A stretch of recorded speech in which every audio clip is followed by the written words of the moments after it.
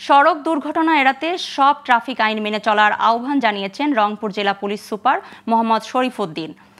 সোমবার দুপুরে রংপুরের গঙ্গাচড়া উপজেলার বেতগাড়িহাটে রংপুর জেলা ট্রাফিক বিভাগের আয়োজনে নিরাপদ সড়ক সম্ভাবনার বাংলাদেশ বিষয়ক আলোচনা সভায় প্রধান অতিথির বক্তব্যে তিনি কথা বলেন।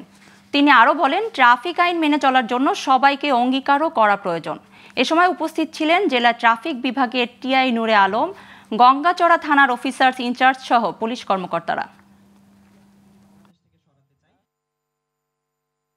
আমাদেরকে এখন একটা কমিটমেন্ট নিতে হবে এবং জীবনের একটা অঙ্গীকারের দরজা খুলে দিতে হবে যে সড়ক দুর্ঘটনা প্রতিরোধ করার জন্য ট্রাফিক পুলিশের উপর নির্ভরতায় আমাদের কাম্য যেন না হয়। আমরা আমাদের নিজেদের ভেতর থেকে আমরা রাষ্ট্রের আইন মানব এবং আমাদের নিজেদের জীবনকে আমরা সুরক্ষা দেওয়ার জন্য সড়ক দুর্ঘটনা থেকে বেঁচে থাকার জন্য সবাই মিলে আমরা চেষ্টা করব।